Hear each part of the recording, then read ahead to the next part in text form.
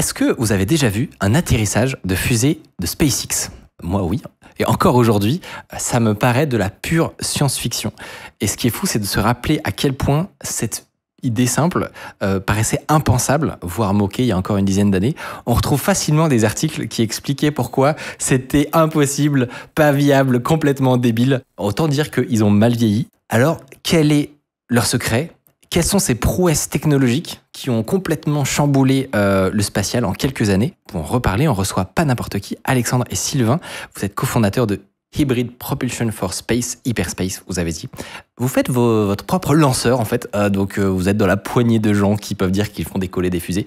On va bien sûr parler de votre projet. Mais juste avant, j'ai un message pour tous les développeurs qui en ont marre de payer une fortune pour héberger leurs applis. Notre partenaire Hostinger propose une offre de début d'année assez cool. C'est leur VPS KVM2 à 5,99 € par mois sur 24 mois. C'est nickel pour héberger des applis Docker ou Coolify. Et concrètement, vous avez un VPS patate avec un processeur AMD EPYC et des disques NVMe, des templates en un clic pour Docker, Django, etc. Une protection DDoS, des sauvegardes automatiques hebdomadaires gratuites et un data center en France pour avoir des latences super faibles. Je vous mets le lien de l'offre en description avec notre vidéo complète sur les VPS et on reprend. Avant 2010, on est d'accord, le spatial, c'est un truc public.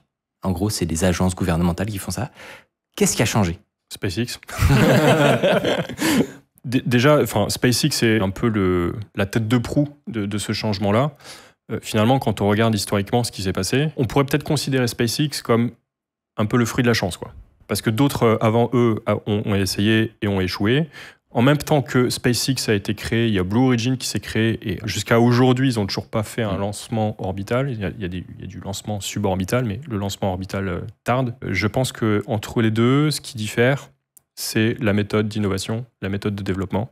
Blue Origin est beaucoup plus, je pense, avec des méthodes de développement qui sont très traditionnelles, alors que SpaceX a vraiment un mindset pour le développement technologique beaucoup plus, on va dire, test and learn, quelque chose qu'on retrouve beaucoup plus dans le secteur du numérique. En gros, t'as une idée, tu la testes et tu vois si ça marche ou si ça marche pas. Tu passes pas 10 ans à planifier. Exactement. Donc si ça marche pas, ça coûte rien. Enfin, ça coûte pas grand-chose, ça juste coûte le temps que tu as développé.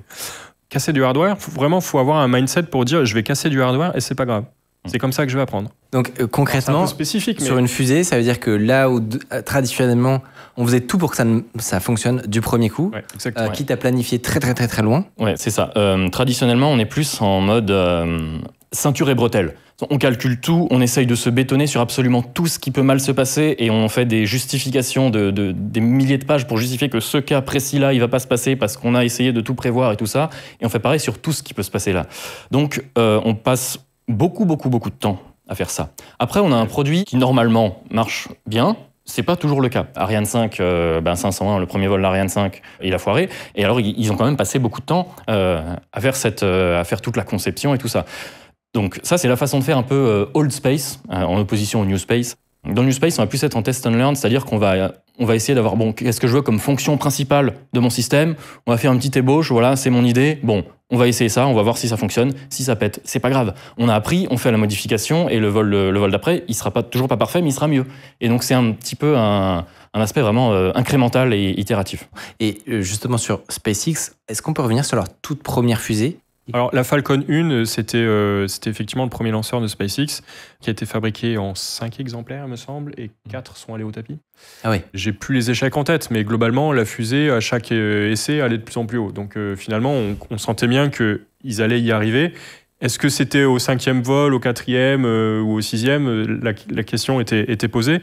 Et en fait, c'est comme ça qu'ils ont commencé. Avec des coûts de développement qui sont complètement d'une autre nature par rapport à ce que la NASA avait l'habitude de faire. Je crois qu'il y a un papier qui est sorti. La NASA avait estimé que s'ils avaient eu à faire le même projet que SpaceX, ils auraient investi 10 fois ou 40 fois. Au moins facteur 10. Ouais. Voilà. Et finalement, même casser du hardware, tu vois, ça coûte moins cher que de faire du papier et d'essayer de tout prévoir. Ouais. Tu le disais tout à l'heure, ça demande beaucoup de temps. Et derrière ce temps-là, il y a des gens qui travaillent et il faut bien les payer. C'est ça qui coûte cher, en fait. Donc si tu arrives à réduire le temps que dure le développement d'un nouveau modèle, tu as tout gagné, en gros, c'est ça? C'est ça. SpaceX a développé sa Falcon 1 en quelques années, là où pour développer Ariane 6, ça a été quasiment une décennie, quoi. Et c'est intéressant parce que j'ai l'impression que souvent, il faut que ça vienne d'un outsider. Je prends l'exemple des néobanques, par exemple. C'est pas des banquiers qui ont imaginé la néobanque, en fait. Les acteurs établis, ouais, ils ont tendance à... Si ça fonctionne et que ça va à tout le monde, ils n'ont pas intérêt à changer. Donc, Ou même le champ des possibles est comme capé par ce qui a déjà été fait, ce qui est normal de faire, en fait. Et donc, SpaceX fait des lancements qui fonctionnent, arrive à démontrer qu'en fait, ils peuvent les développer pour moins cher, les fusées. Mais à quel moment ça intervient, cette histoire de les faire réatterrir, entre guillemets? Il faut se demander pourquoi Elon Musk a fait SpaceX. Faire du lancement, faire des fusées, c'est pas ça qui rapporte beaucoup d'argent. Quand il dit qu'il veut mourir sur Mars, les gens se moquent, mais je suis convaincu que c'est intimement ce qu'il veut faire. Donc l'idée de faire la réutilisation des fusées, c'est parce que historiquement, quand on fait des fusées, elles brûlent dans l'atmosphère ou elles retombent au sol. Économiquement, ça ne tiendrait pas. Et en fait, le secteur spatial tient sur ce modèle-là parce qu'on a une nécessité absolue d'aller dans l'espace pour envoyer des satellites. Mais Musk, il a besoin de construire une infrastructure qui est pérenne dans le temps pour arriver jusqu'à cette planète. Et donc, le seul moyen d'y arriver, c'est de faire en sorte que ces fusées soient réutilisables pour avoir un business qui tourne de manière pérenne. Alors pourquoi tout le monde a dit que ça serait jamais rentable? Parce qu'il faut de la cadence de vol. Et ça, je pense qu'il s'en est rendu compte. Et du coup, il a créé Starlink, une constellation de plusieurs dizaines de milliers de satellites. J'ai plus le nombre en tête. C'est dans ce sens-là, en fait? C'est son propre plus gros client, en fait. Il s'achète ses propres vols. L'année dernière, il a fait une centaine de vols. J'ai pas la stat, mais je pense que 90% de ses vols, c'était pour Starlink. Il fait en sorte de nourrir son propre rêve, en fait. Et donc, le seul moyen pour y arriver, c'est d'avoir beaucoup de demandes. Comme elle n'existe pas encore, il l'a créé lui-même en créant une autre boîte. C'est très américain. Qui aura un business model potentiellement rentable parce qu'il va gagner de l'argent avec. Sur Starlink, je pense qu'on n'est pas très loin de la rentabilité. Ouais. C'est beaucoup plus rentable de faire de vendre de la donnée, puisque lui, c'est ce qu'il fait avec Starlink, que de faire du lancement. Donc là, lui, ça lui permet d'atteindre ce business model-là. Ouais. Et est-ce que ce pari marche? On suppose que la demande, qu'il a réussi entre guillemets à la lancer et que ça va plutôt bien se passer pour SpaceX, ou c'est même pas sûr? On peut prendre les paris si vous voulez. Non, mais moi, de la vision que j'ai du marché, vu que je suis quand même pas mal en lien avec tous les gens qui font des satellites et qui veulent avoir des lancements, c'est pas facile d'avoir des slots de lancement parce qu'il y a peu de lanceurs qui ont accès à l'orbite. Et du coup, il faut quand même pas mal de temps si on veut commander son lancement sur SpaceX. Donc je sais qu'il y a quand même une liste, comment dire, il y a la queue de clients pour il y a une demande. Il y a vraiment une demande. D'autant plus que d'être son propre client, ça abaisse les coûts d'accès à l'espace et aussi ça rend du coup l'accès à l'espace plus facile pour tout le monde. Et donc avec la miniaturisation de l'électronique, n'importe quel État, université, start-up peut se créer pour faire son satellite avec un type de capteur, une donnée à vendre ou je sais pas, n'importe quel business model. Il y en a autant que de boîtes.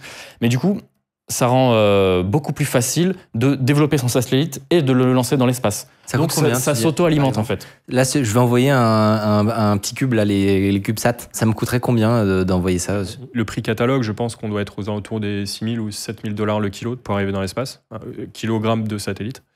Le coût réel est probablement légèrement au-dessus de ça. Et en fait, ce qu'il fait en proposant des prix complètement cassés, c'est vraiment pour absorber tout le marché et laisser peu de place à la concurrence. Asphyxier tout le reste du marché et en gagnant beaucoup d'argent sur plutôt tout ce qui est lancement institutionnel. Un des gros clients de SpaceX, donc c'est le DoD, donc le département de la Défense. Donc c'est un satellite militaire. Et la NASA, les poches sont profondes. Donc là, il peut faire un prix au kilo sacrément plus salé.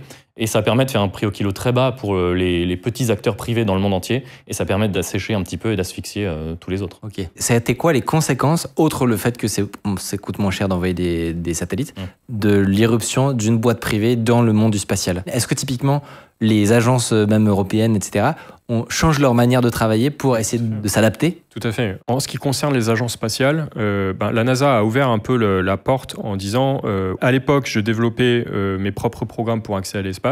Maintenant, je me base sur du privé pour le faire à ma place parce qu'ils le font de manière plus économique. Et je peux recentrer mon activité sur des programmes beaucoup plus institutionnels, comme des missions scientifiques, par exemple. Des trucs qui n'ont pas de modèle économique, par exemple. Voilà, exactement. Et je crois qu'on peut être fier en France d'avoir la seconde agence spatiale dans le monde qui a fait la même chose. Le CNES nous a acheté nos lancements. Nos lancements, okay, avec d'autres concurrents en France. Donc, a essayé ce modèle de la NASA. Mais après, on voit aussi ce mode de fonctionnement s'ouvrir sur d'autres industries. Le nucléaire, par exemple. À une certaine époque, jamais on aurait imaginé des boîtes privées se lancer dans du nucléaire, que ce soit de la fission ou de la fusion. Et pourtant, aujourd'hui, même en France, on a des acteurs, des petites boîtes, des startups qui se développent dans ce secteur-là. Et je trouve ça incroyable.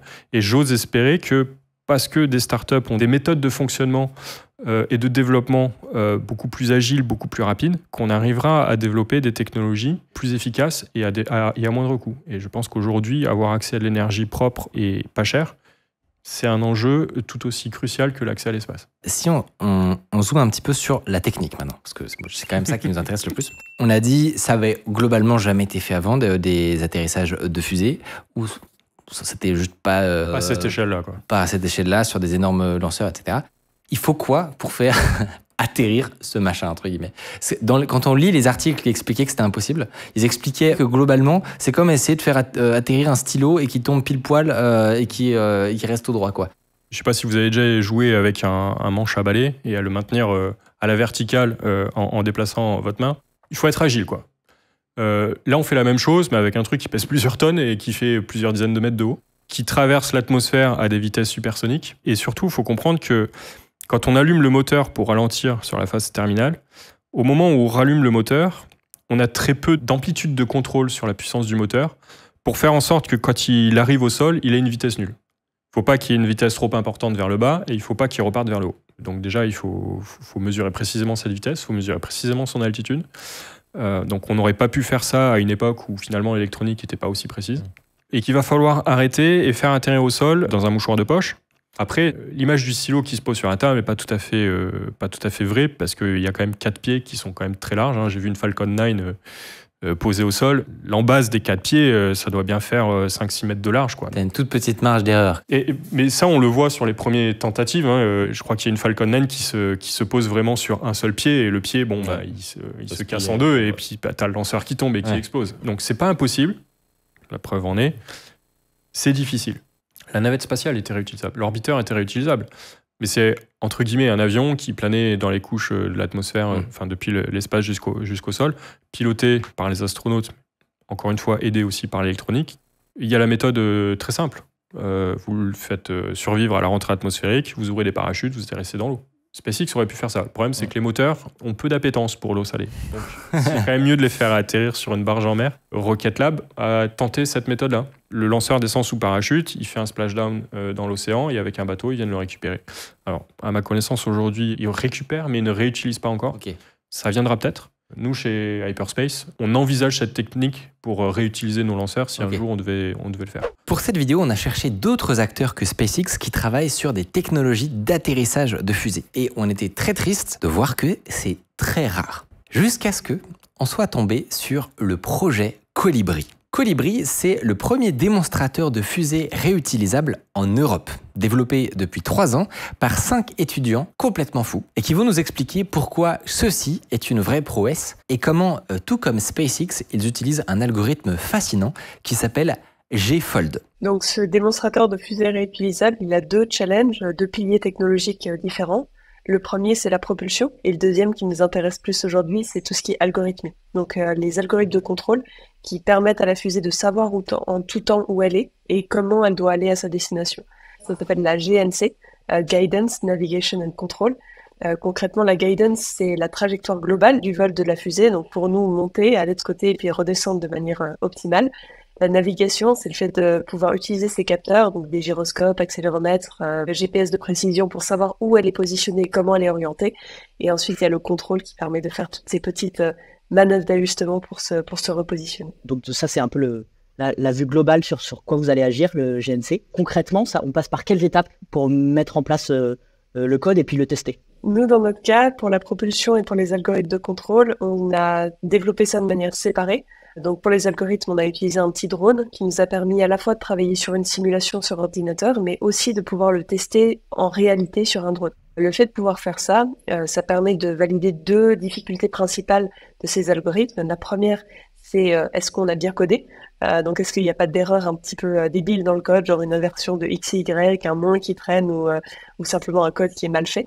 Et la deuxième, c'est de pouvoir valider les maths. Donc, est-ce qu'on a un bon modèle physique de notre drone ou de notre fusée?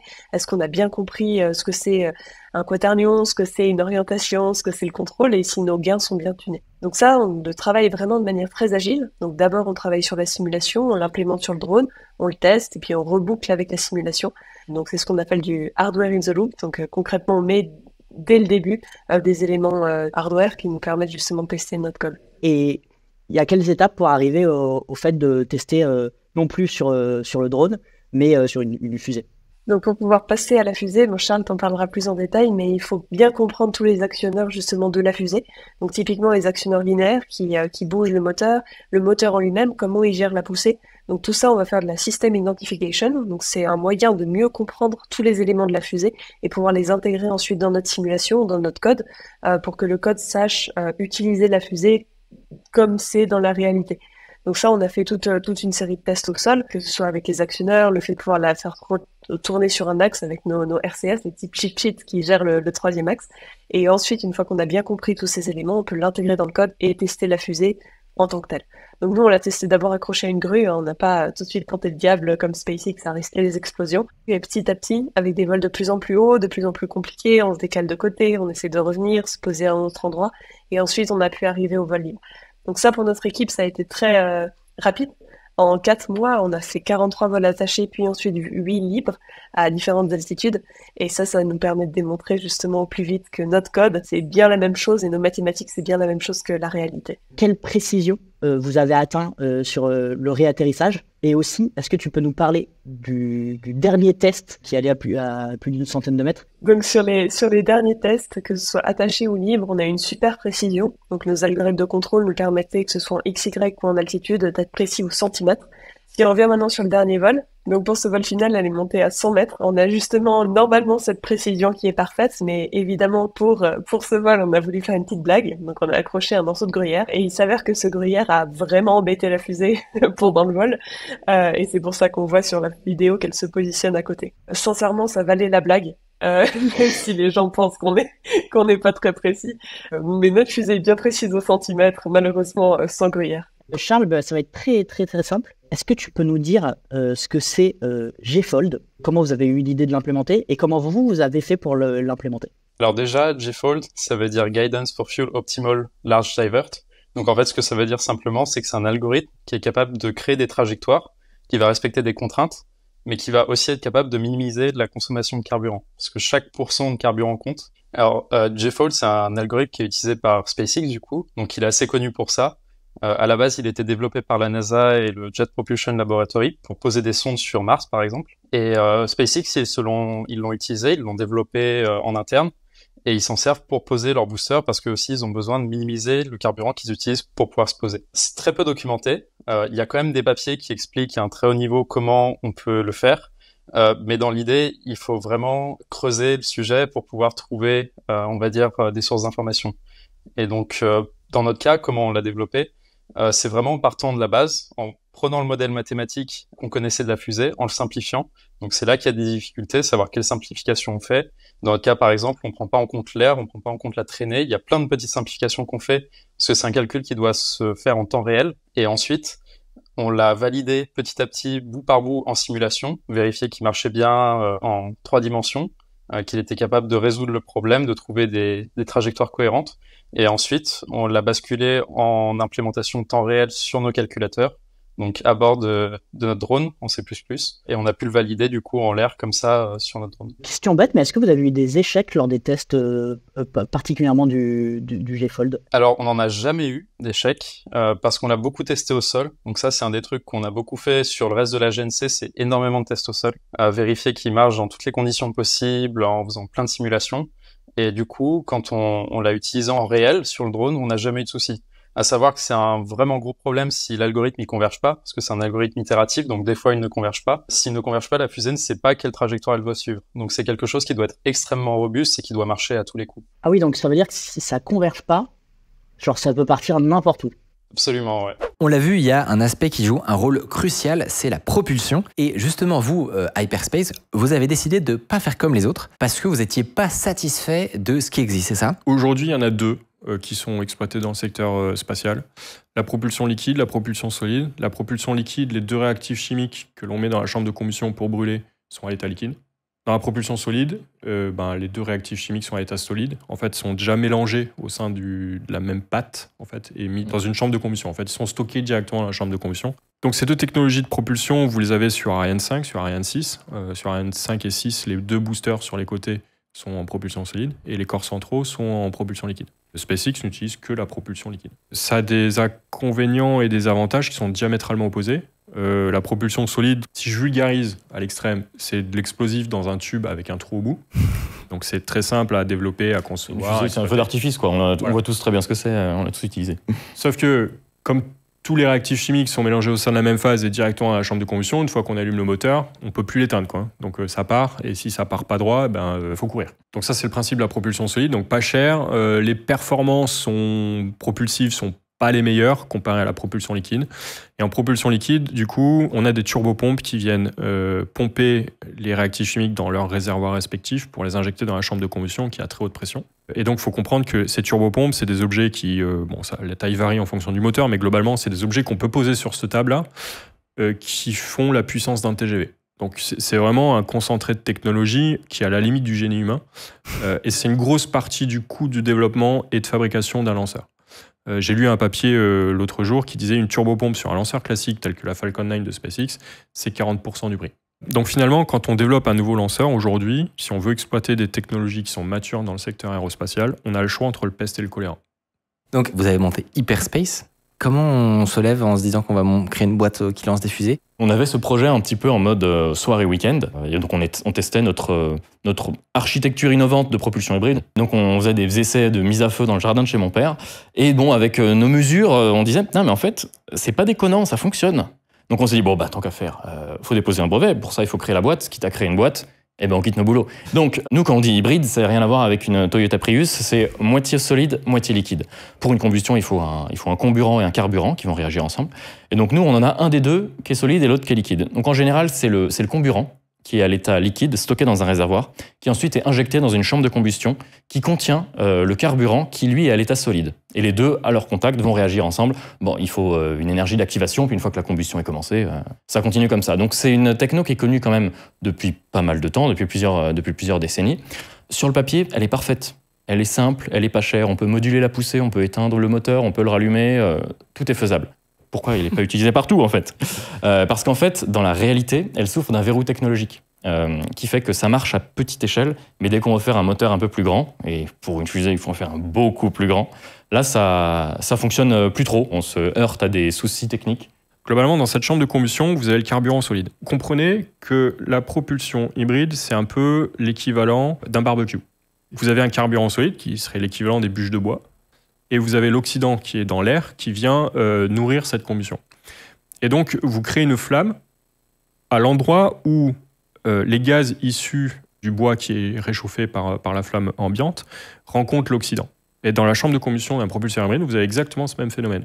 On chauffe un carburant solide, nous en l'occurrence c'est du plastique, et il y a une flamme qui se crée à l'endroit où il y a le bon rapport de mélange entre le carburant qui s'est gazéifié et l'oxydant qu'on injecte dans la chambre de combustion. Sauf que dans un grand moteur, cette flamme-là va se situer relativement loin de la surface du bloc carburant. Et quand on fait une fusée, on a envie de consommer très rapidement notre carburant. Et donc si la flamme est éloignée, finalement notre carburant se consomme moins vite. Donc c'est le premier problème, c'est que sur un gros moteur hybride, la flamme est suffisamment éloignée de la surface du carburant pour générer trop peu d'espèces gazeuses qui va nourrir la combustion, et donc finalement on pousse pas assez. La deuxième limitation, elle provient du fait, un peu de la même manière que pour la flamme, dans une grande chambre de combustion, finalement, il faut arriver à mélanger les réactifs chimiques, le carburant et l'oxydant. Sauf que dans une chambre de combustion, ce qui va mélanger ces réactifs chimiques, c'est un peu les turbulences qu'il y a dans la phase gazeuse. Et dans une grande chambre de combustion, en fait, ces turbulences n'ont pas assez d'énergie pour mélanger suffisamment rapidement les réactifs chimiques. Et si on n'a pas une grande post-chambre de combustion, ce qui va alourdir la fusée, on va éjecter au travers de la tuyère des imbrûlés. Donc c'est des réactifs chimiques qui n'ont pas brûlé, donc c'est une perte d'énergie et donc une perte d'efficacité du moteur. Et donc il faut résoudre ces deux problèmes. Donc ce qu'on a fait nous, c'est au lieu d'avoir une chambre de combustion qui est classiquement cylindrique, et donc plus on grossit la taille du moteur, plus le cylindre est grand, et plus la chambre de combustion est volumineuse, et donc plus on a ces problèmes-là, On est passé sur une chambre de combustion qui est toroïdale. Un anneau. Un anneau. Mais toujours, ça ressemble toujours à un cylindre, hein, vu de l'extérieur. Mais dans cet anneau-là, on a une chambre de combustion, quelle que soit sa taille, qui fait quelques centimètres d'épaisseur. Donc globalement, même à la taille de notre moteur qu'on a testé cet été, qui fait 6 mètres de long, 1 mètre de diamètre, on a une chambre de combustion qui fait 1 centimètre de large. Ok. Et donc sur 1 centimètre, finalement, les quelques turbulences qui sont dans la chambre de combustion mixent très très bien les réactifs chimiques. Alors sur le fond du moteur, en fait, on prend tous ces gaz qui ont brûlé dans la chambre de combustion, on les ramène au centre et on les éjecte par la tuyère. C'est la tuyère en fait qui crée la poussée du moteur. Et donc elle est là, notre innovation technologique, c'est vraiment une histoire d'architecture du moteur parce que personne n'avait fait cette architecture avant. Et ça, du coup, pour comprendre, ça permet quoi? Globalement, notre fusée, elle va faire à peu près la même taille qu'une autre fusée qui enverrait la même charge utile avec une autre technologie de propulsion. Ok. La différence fondamentale, c'est sur le coût. On a fait cet été un essai, alors je dis un essai moteur, mais en fait, c'est plus qu'un essai moteur, c'est vraiment un essai d'étage complet.